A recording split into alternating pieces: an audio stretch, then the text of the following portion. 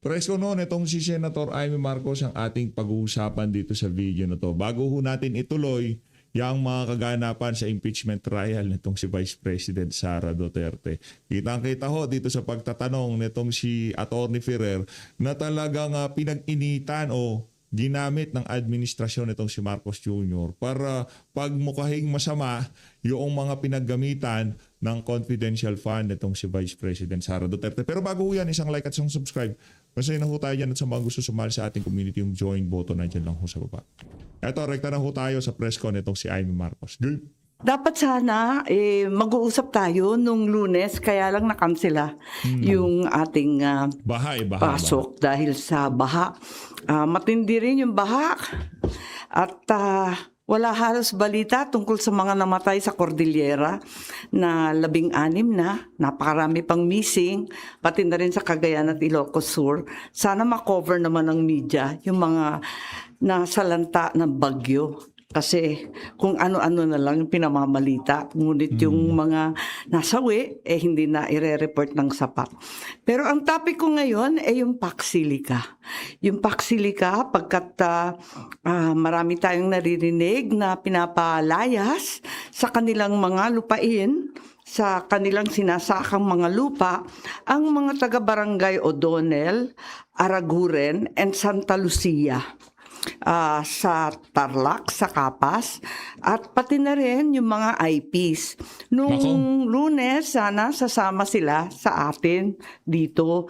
Kaya lang hindi na sila nakatuloy at yun nga, kahit walang bagyo, ang tindi ng habagat.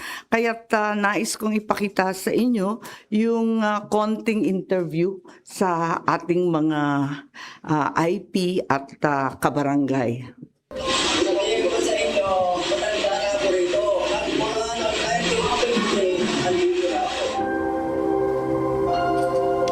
Kinausap naman ako yung security. Hindi ho. Sinabi nila na may dadayo nga sila.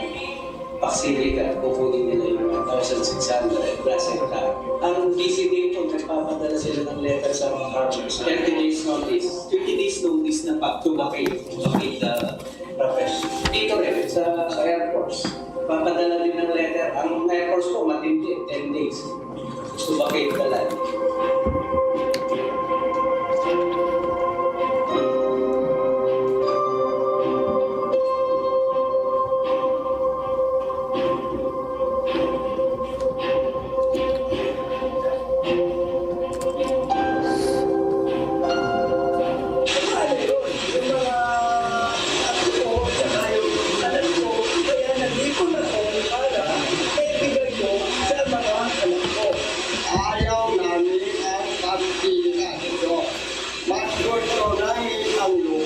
Kaya nga dapat dali na lang sa Naga yung Pax-Silica at dinadala dyan sa lugar na yan, di ba? Ano yung mga tao dyan?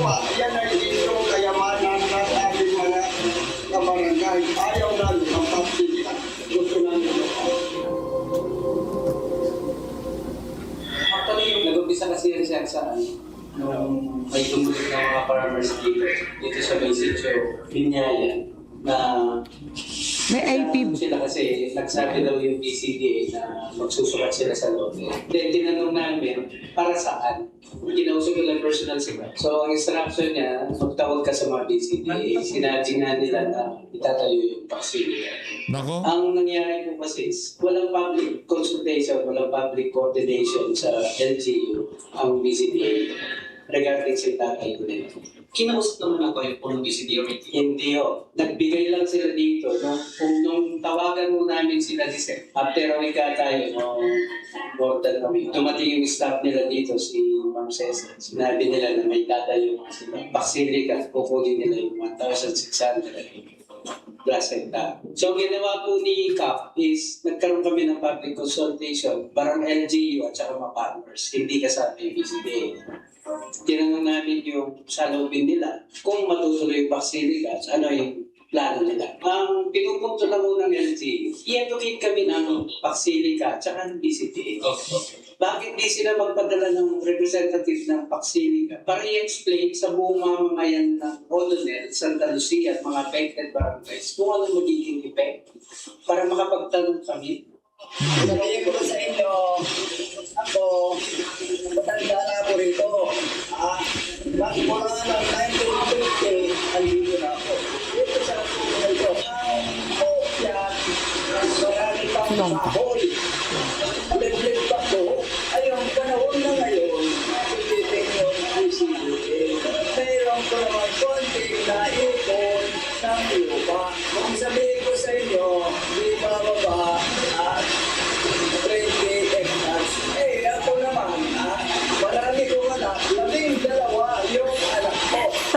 kung nandito ka, meron ka naman pagbibigyan. Tama ba yun? Yun, dumating yung BCA, ang gusto nilang bayaran yung 5 hektarya. Paano yun? O yung mga ato ko, saka yung anak ko, kaya nag-ipon ako para naibigay ko sa mga anak ko. O yung sobra sa 5 hektarya, naibigay ko sa mga anak ko. Ayaw nila. Pwede lang sa pagtutugtog sa mga kabataan. Sa mga lingkuran lang sila pwede. Habang nandiyan ang aktiga, may trabaho. Pagkatapos na yung aktiga, wala ng trabaho. Paano ang tao mamamayan ng bigyan? Yung mababa ang pinag-aralan. Kaya po, sana, pinanawagan kami kay Madam Senator Amy Marcos na matulungan kami dito sa Tito Bigayan, Barangay Ordonel, Kapagkabla. Yun lang po, ang hindi natin sa kanya. Tulungan niya kami. Hindi kong mga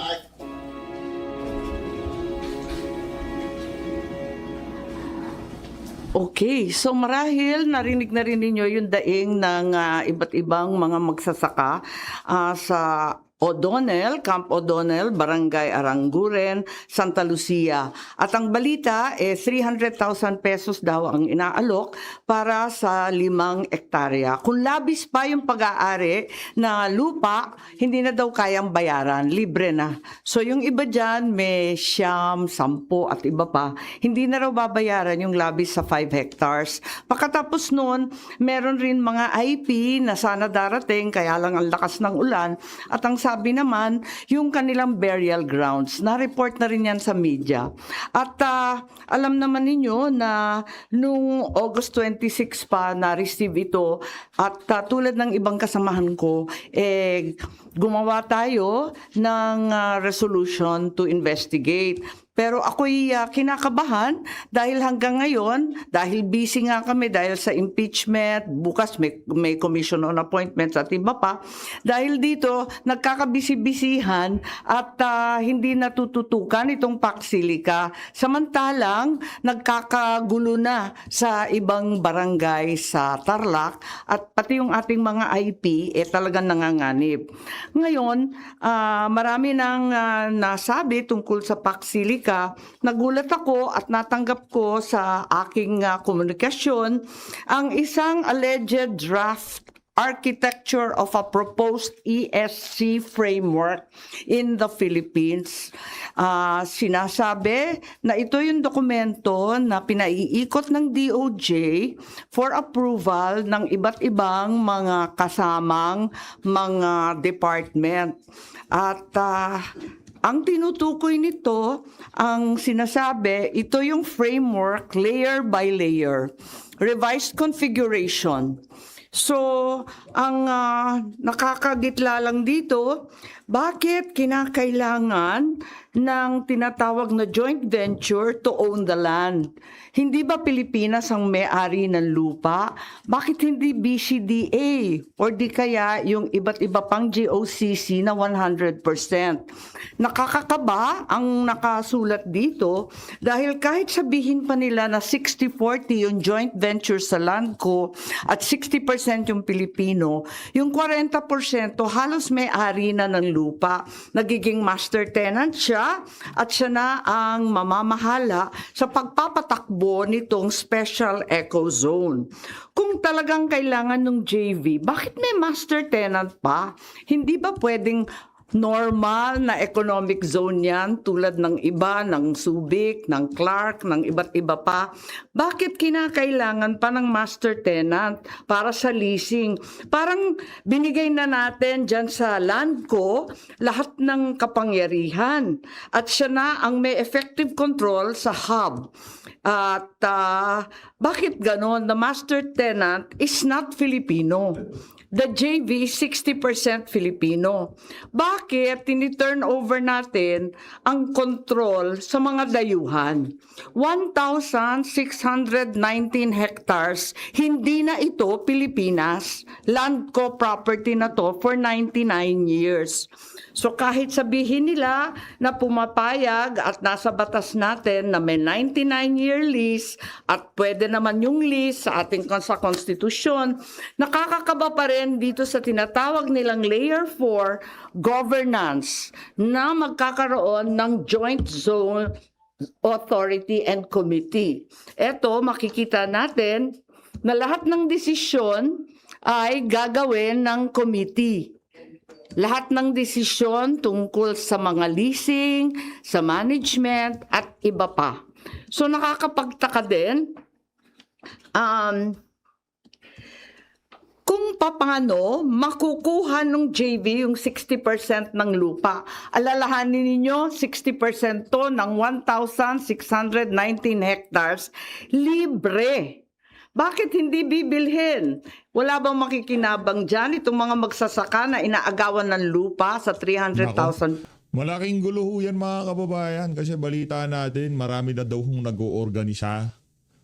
Diyan yung mga kababayan nating maaapektuhan ng paksidi ka na. Magulo ho yan sa totoo lang. Kahit ako naman, malimbawa, meron akong lupang sakahan dyan at yun ang pinagkakabuhayan ko, talagang pakikipaglaban ko yan. Ngayon, kung lalampas ng 5 hektarya, di nyo babayaran. Ano lang, 5 hektarya pababa lang. Hindi malaki problema natin doon. Diba? Ano yun, namana ko yun sa kalulululululululuhan ko eh. Diba? Sabi nung ama ko ano mo yan, ipamana mo sa kaapu-apuhan mo. Dahil yan lang ang meron tayo. Ayaw nating umasa sa gobyerno dahil pagka nataon, na-addict yung presidente, wala. Di ba si Naiming? Pesos? Yan na ba yan? Hindi ba dapat fair market value kung papayag silang magbenta? Pero nakita naman ninyo, sa kanila, mas mahalaga ang lupa at ginintuan talaga. If it's the BCDA who will own 60% of the JV and the foreign company will own 40%, hindi ba dapat bayaran yung 40% na yan? Kaya nakakalito. Have we surrendered arbitration, mediation? Dito ang liwanag na ibibigay na lamang sa tinatawag na bagong Pax Silica Court of Commerce. Ito sa New York. Isusurrender na ang kapangyarihan at jurisdiction sa New York. And under the U.S. Federal Arbitration Act. Hindi po ako tutol sa Pax Silica, liliwanagin ko. Inaasahan natin at kailangan natin ang investment, higit sa lahat sa high-level manufacture. Gustong-gusto natin pumasok ng AI at talagang makakatulong sa Pilipinas kapag nagkaroon ng libo-libong mga trabaho tulad ng ipinangako ng SONA. Kinakailangan talaga alamin natin to. Ang akin na lamang, aralin natin to. Sana mali ako at hindi totoo itong dokumentong to. Pero mukhang umiikot na to at maraming komento na yung iba't ibang department at yung may kinalaman dito. Kung babasahin ng maigi, the exchange of notes will include sovereign immunity, survival protection for all investors, waiver of enforcement, mechanism to separate commitments, at pagkatapos ng 99 years, may recognition pa at no disturbance of the investment. Nako. So labis pa to sa 99 years. Malaki problema ho itong Pax Silica na to. Dito pa lang ata sa agreement, talo na ho sa bayan ng Pilipino. Ano ba gagawin natin dito? Nervous yata. So kinakailangan ipaliwanag sana o iklaro ng ating pamahalaan kung ano yung mga concession na binibigay natin sa mga mag-i-invest. We have to determine also if this is a treaty or an executive agreement. Kasi hindi maliwanag kung talagang executive agreement to, 'di ba, dapat temporary lang 'yan. At saka 'di ba, dapat kuan lang 'yan, operational, admin details ng gagawin. 'Yun lang naman ang executive agreement. Pero kung babaguhin ang batas ng Pilipinas, kung napakahaba ng panahon na halos lampas pa nung 99 years, palagay ko, ibang usapan na yan at kinakailangan na tignan ng maigi at alamin kung talagang treaty ito. So ito yung pinagkakabahan namin na merong ganitong papel. Pagkatapos kung titignan ninyo yung Pax Silica, ang parating binabanggit lamang yung mga jobs at saka investment sa AI at yung mga data center. Pero pagbasahin ng maigi yung pinirmahan ng Pilipinas, 3 yan. So, may 3 strategic assets. Ito yung critical mineral reserves. Yan yung natural resources ng Pilipinas na yun na naman sa ating konstitusyon, pag-aari ng Pilipino. Ikalawa, nandyan yung 5 decades of semiconductor assembly, testing, and packaging that could be upgraded. Pero kung i-upgrade, hindi ba dapat sabihin manufacture at saka may forge? Bakit assembly na naman? Napako na tayo dyan ng 1970s pa. Higit 50 years na tayo, puros assembly lang. Tapos may mga tariff pa. Ikatlo, strategic geographic location in the first island chain, proximity to the Taiwan Strait and the existing security alliance.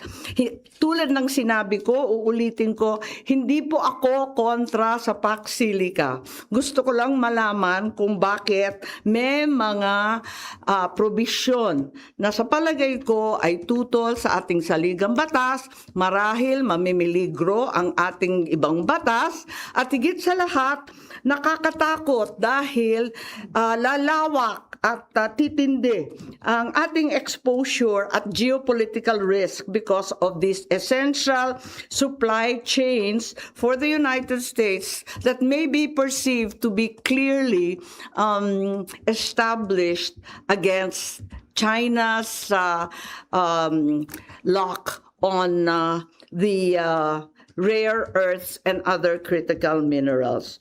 So, yung ibang bayan sa ASEAN, katulad ng Thailand, hindi pumayag. Gumawa sila ng Siam Silica, an alternative framework, kung saan talagang maliwanag nakalista. Isang semiconductor fabrication plant, fabrication hindi assembly, tayo Hindi assembly pumayag pa rin. Oo. Ikalawa, may advanced packaging, 2 pabrika. Tapos 8 design houses, design firms for integrated circuit. Ayun, high level na yon. Tapos meron pa silang technology transfer, tuturuan pa yung kanilang mga estudyante, tapos yung workforce development, at dadagdag pa sila ng mga programa sa eskwelahan.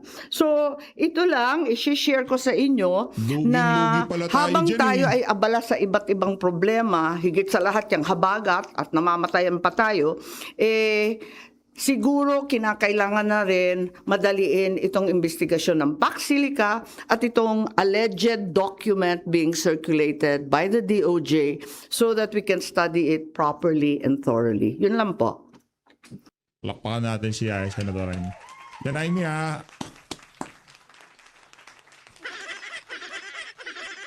gusto ko yung ginagawa mo na yan. I love it. I love it. Kung may lalabas sa salig ng batas, pwede po itong questionin sa Korte Suprema. Well, ang totoo, bali-balita lang to. Inaasahan ko na mali ako, na hindi tama itong dokumentong to. Pero mukhang ito na yung pinag-uusapan kasi nakakita na rin ako ng mga comment tungkol dito. Dinidiscuss pa naman to, hindi naman siya final. Nakakakaba lang kasi ifa-finalize daw by November. Ilang buwan na lang yon, wala pang 3 buwan. Ifa-finalize na raw to. So, bago ma-finalize, pwede ba? Hihingi ako ng tulong ng media. I-expose po natin to para mapag-usapan, mapag-aralan ng labis-labis at talagang hindi tayo papasok sa tutol sa ating konstitusyon at mga batas. So ma'am, DOJ ang nagpapaikot nitong documents na ito. Yun ang sabi. Sampung mga ibang... Alam mo naman binigay lang yan sa akin. Alam mo naman, yung mga dagang dingding. Marami ako nun eh. At saan daw po mga ibang concerned government agencies pinapaikot? Yes, at nagko-comment na raw. Yung iba, may nag-comment na rin daw tungkol dyan. At parang sang-ayon naman sila na okay siya. Para sa akin, sa tingin ko, nanganganib tayo dyan. Maraming nagsalita na tungkol sa tubig, no? Ang requirement ng tubig na talagang, ang sabi nga, umuulan na lamang kapag bumabagyo at kulang na kulang ang tubig. Isipin mo, lahat ng irigasyon. Ang Central Luzon ay rice granary ng Pilipinas. So, ano ba yan? Pag inubos yung tubig dyan, yung mga kaseknan, yung ating mga ambuklaw, lahat ng mga dam natin, lumang-luma na, nasisira pa. Ayun, at yan ang problema natin, yung tubig daw, kasi nga, nag-overheat lahat yung mga data center. Yung electrical, sabi 16% of the Philippine production of electricity will go to Pac Silica. Sa katutak na brown out yung Visayas at Mindanao, ibibigay pa natin yan. Pag-aralan natin maigi at ako'y kinakabahan dahil alam naman natin na hindi ganun kasimple. Ang hindi napapag-usapan pero klaro na nasa Pac Silica yung critical minerals processing. Ang sabi nila, hindi naman daw huhukayin ng Central Luzon kasi wala naman daw critical minerals dyan. Yung critical minerals, parang sinasabi yung mga nickel sa Surigao, etc. Pero, ang sabi nila, dadalhin daw lahat yan doon sa Pac Silica.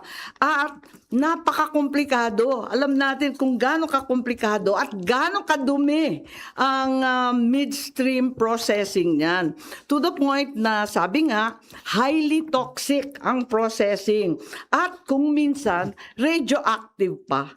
Kaya, kinakabahan tayo dyan kasi malalason, pati yung tubig, ano yung strict regulatory policies natin dyan, kulang na kulang tayo sa regulasyon. Kasi nga, yung napakadami ng vulnerabilities sa Western supply chains dahil ang China ang may-ari ng 80 to 90% of rare earth and graphite as well as 70 to 80% of lithium and cobalt. So, kukunin yung sa atin, ipoprocess dyan sa area ng Clark, gitnang-gitna yan highly populated zones yan. Paano naman tayo magsusurvive ng toxic and radioactive materials? And of course, there's also the alternative development now na you mine the waste.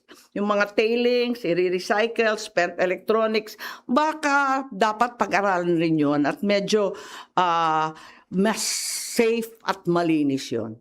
So, yun lang. Ma'am, isa na lang, target ma-finalize by November and then ang completion? Yun ang Tuta ni Ping Lacson. announcement na by November, parang yun ang in-announce nung nagpirmahan sila nung Abril. 'Di ba nung Abril nagpirmahan ang Pilipinas at si Yusek Rodolfo ng DTI-BOI ang siyang pumirma sa atin. Kaya lang tinatanong ko kung ganito kalaki, ganito kalawak, sapat ba ang isang Yusek, kahit isang magaling na Yusek katulad ni Yusek Rodolfo? Ang agreement nun kasi November Hindi, ang sabi kasi, nung 16 April, sumama tayo sa Pac Silica. With many other countries, hindi ko sinasabi na tayo lang. Pero ang sabi ng BCDA President, framework agreement negotiations are ongoing, intended for contract signing in November this year. So ma'am, kapag nag-conduct ng Senate hearing, sino yung mga pangunahing dapat magpaliwanag dito? Well, unang-una syempre yung mga kausap natin na mga magsasaka ang tinuturo yung BCDA. Nako, Maliban sa BCDA. BCDA, siguro tanungin rin natin ang DTI. Halos lahat ang DND rin kasi at saka yung DFA, gangho na gangho sila. Ang DOJ kailangan rin kausapin kasi sinasabi, ang nagpapaikot daw nito ay DOJ. Pero sa pakiwari ko, yung pagkasulat niya, hindi siya sulat ng Pinoy. Wala. Nag-aalala lang ako kasi iba yung format. Parang hindi ko kabisado yan. First time ko nakakita, unang-una ginamit yung pangalan architecture. Di tayo gumagapa, di ba? Parang draft. Parang ganun, draft framework. Basta iba yung itsura ng pag Pilipino. Kilala natin yung sariling atin. Nagtataka lang ako saan to galing, kung talaga bang karapat-dapat na ikutin ito. At sana nagkakamali tayong lahat at hindi ito ang masundan. Total, hindi naman siya final pa eh. Hanggang November pa. Pero maikli na yung panahon. Kasi binigay na sa amin yung budget, busy tayo dito. Mamaya nakalimutan natin, pinirmahan na pala. Ma'am, are you asking Senate President Gatchalian po na gawin din itong priority? Kasi nga ma'am, sabi nyo, busy kayo sa impeachment trial, magkaka-budget deliberations pa, so very tight na po yung Oo naman, schedule. syempre nananawagan tayo sa Senate President at pati na rin sa mga department na aralin itong maigi. Kasi gustong-gusto natin na magkaroon ng malaking investment sa Pilipinas at tunay na gagawa ng trabaho. Pero kung ganito rin lang, parang nakakakaba. Baka mas peligroso pa to. Baka Kailan ba- malagay tayo sa alinlangan nito eh. Ma'am, kaya lang baka maging concern yung hindi pa po nabubuo yung committees as raised by Senator Rafi Actually, Tulfo last night. nabubuo na yung mga committee. Ang totoo, buo na naman yung committee. Ang problema lang namin kung ano ang mangyayari sa mga minority members na 3 na wala rito. Yun ang problema namin talaga. So may posible na sabihin sa Alan mag-join the minority sa mga politics. May lista na kami. Nagne-negotiate lang kung paano gagawin dun sa 3 namin na hindi makapasok, hindi makapag-participate at ang sinasabi hindi rin boboto. Ano yung sabihin, anong gagawin sa 3, meaning gusto nyo rin po maging members pa rin Yes, of sila? course. Kahit papano senador naman sila. Di naman sila nahatulan. Ba't naman ganyan? So negotiation pa po para maging members sila ng standing committees? Kasi ma'am, may chairman na pag ginawa ng chairman yung hindi dalawa. lang yung committee ang issue. Yung issue namin is yung participation. Pero di ba, So medyo stuck up kami doon. Sa totoo lang. pero di ba, Mas mahalaga kasi yun. But that's not what I'm here for. And I'm not competent to, sabi nga nila dyan, na not competent to answer. At kinakailangan siguro, hayaan muna natin na mag-caucus at matapos yung usapin. Pero ma'am, anong committees po dapat ang mag-hearing tungkol sa Pax Silica? Economic Affairs, Blue Ribbon? Ang dami nga eh. Ang dami nga sangkot nito eh. Apakadami, pati agriculture, kailangan malaman kasi paano yung food security. Ang daing-daing ang committee, hindi ko sure. Ma'am, Committee of the Whole, will you push Committee of... Kung pwede rin naman. Pero baka mas matagal pa yun. Andyan na naman kami sa plenary. Wala nang time. Sa akin, kung ano yung pinaka-expeditious, gawin na natin. Kasi napakalapit na nito. At kung totoong mag-i-invest ng bilyon-bilyon, mawala pa yung pagkakataon, yung opportunity natin para rito. Ayoko naman mawala. Yung akin lang, ilagay naman sa tama. Parang may alternatives naman, katulad ng Thailand, ng ibang bansa, na nakisapi, pero hindi naman sinurrender ang kanilang jurisdiction at kapangyarihan. Ma'am, kapag may patupad ang Pax Silica, magbe-benefit na ba ang Marcos administration o next administration na makikinabang? Well, medyo nagmamadali, ano? Ewan ko kung pakinabang, pero naaagawan ang mga magsasaka. Mabilis. Kaya nakaka-nervyos. Ma'am, dapat bang Pero maghihinay si... nakita natin, di ba, Selly, yung sa Thailand, ang liwaliwanag, 1 factory na ganito, 2 factories na ganyan, 8 design firms, ganyan. Ang liwanag kung ano yung investment. Tayo hindi tayo sure. Ano ba talaga yung investment? Kasi daldal pa lang. Tapos sila ang may hawak ng lupa. Ang master tenant, hindi naman atin fully. Hindi naman fully BCDA. Kaya yun ang kinatatakutan natin. Hindi tayo sure. Dapat maliwanag, di ba? Kung sino talaga mag-i-invest, magkano, alin. Hindi dapat yung ganyan. So, yun nga. Ma'am, dapat bang... I enjoin you to study this at pag-usapan natin ng maigi kasi mahirap na kung hindi natin pag-aralan ng mabuti. Ma'am, dapat bang maghinay-hinay si PBBM, ang administrasyon tungkol dito? Well, wag naman maghinay-hinay na mawala naman yung pagkakataon. Sayang naman. Ang akin na lang is aralin natin what Antiklar malinaw hindi gustong bitawan nitong si Senator Amy yung investment, kumbaga gawin naman natin na paborable sa sambayan ng Pilipino. What concessions are we giving? Are we actually surrendering jurisdiction and sovereignty over this land area, this vast land area? Is this really a treaty or an executive agreement? Pagkahaba-haba ng panahon, pagkalawak-lawak ng lupain. Kung treaty yan, I'm sure wala naman tututol kung maganda para sa Pilipinas. Walang problema yun. Mabilis pa kami sa alas 4 pipipirma dito ng treaty kapag maganda. Pag walang issue, mabilis lang yan And if there is, for example, an agreement requiring tax incentives, kasi parang dun patungo, hindi binibigay under the present law, baka kailangan na naman ng congressional action. So yun lang ang akin. Aralin natin ng maigi at gawin natin properly. Ma'am, baka gusto niyo lang po mag-comment dun sa sinabi po ni dating Secretary Bonoan na meron daw pong discretion si Senate President Zubiri, former Senate President Zubiri. Not competent na naman ako. Mas maigi siguro kausapin niyo si sa Migs. leadership funds. Maybe we should ask Senator Zubiri. Hindi ko alam yun Wala akong alam dun Ma'am, meron pang Pasensya. ibang minority senators din na nabanggit si Bro. I think you have to interview them. Wala akong alam tungkol dyan Sorry, nabanggit din daw po yung pangalan nyo ni former Secretary Bonoan, no? Ano Sabi daw? daw po niya, nagpasalamat daw po kayo sa assistance niya with regards to infrastructure projects, ma'am. Any comment on that po? Hindi ko alam, nagpasalamat saan. Parati naman ako nagpapasalamat sa lahat ng department kung meron silang gagawin sa Ilocos Norte. Kailyan o kababayan ko si Secretary Bonoan, hindi ko alam kung anong pasasalamat ang tinutukoy dyan. Nagpapasalamat rin naman ako kay Secretary Gatchalian, dati Secretary Erbosa. Parati naman kami magalang sa Ilocos at kinikilala ang utang na loob. Okay. Pero hindi ko alam kung ano yun Thank you, Sen.